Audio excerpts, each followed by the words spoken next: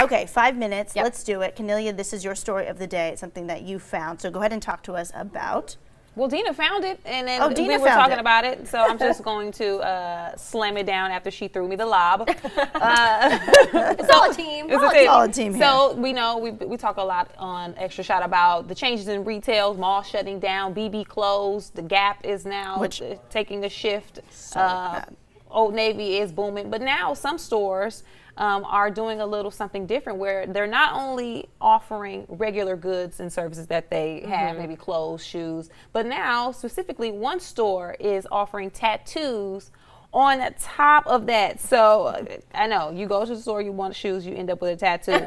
So the store is called Shinola, and it's in downtown Los Angeles. I will have to say, the store owner is a tattoo artist, so he's trying to incorporate different things. But within the article and within just doing more research, we're seeing a lot of different chains are doing this. Nordstrom in Los Angeles, they're now opening up like a separate pop-up shop style store where they're not necessarily selling clothes. It's the stylist service. American Eagle is now going to offer a drink bar with non-alcoholic beverages. The bar is going to be called Drink. So different people are doing different things, and maybe it's because, like we've been saying, the malls, shopping in person, it's just not. It doesn't have the same pizzazz that it used to have, especially with Amazon on everybody's tails. Right. It has to have more.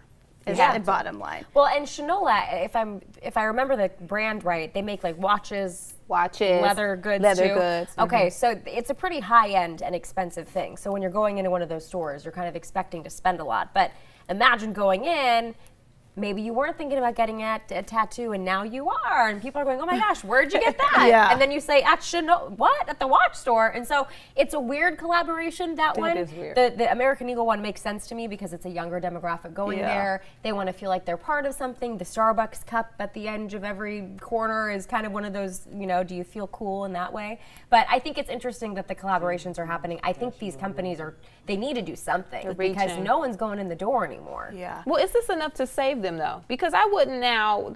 They have the new drink bar at American Eagle. Now I'm not like, you know what? I really need to shop at American Eagle. They got drinks, right? Like that. To me, I feel like there has to be something else, because getting a tattoo, when I go to buy a watch, I'm not thinking about no tattoo. How about like a free item when you go in store? Something. Yeah, I mean, here's the thing. Someone who's an avid shopper, very much so into style, I don't need this.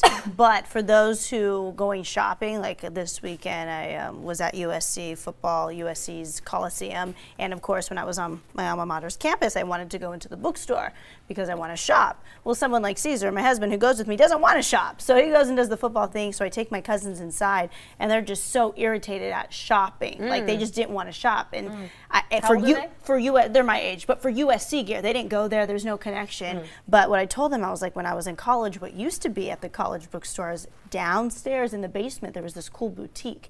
And you can go into this boutique and find stuff if you need to get stuff for your parents, if you're going home for the weekend. It's like a little mini mall. And to me, that was always nice. If I can go into one shop and knock out a couple of things, that's an experience. If you go to Midtown Sacramento, they have a place called Quality Boutique and Brew, BRU, so kind of a play on words. But you can go and get coffee or beer.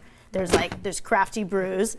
Dina's a little sick. She won't be shopping today. I'm gonna go cough off screen. You guys keep talking. She's like, I'm doing this. But that's cool because they combine a bar and a roastery with a shop. And I like that. If you go to Nordstrom Rack, you mentioned a stylist. Yeah. Personal shopper, personal stylist. And Topshop, that's been around. Certain stores already are doing that. Yeah, Topshop they've been dedicated ever since Topshop they started in the UK, and the first store in the States was in New York.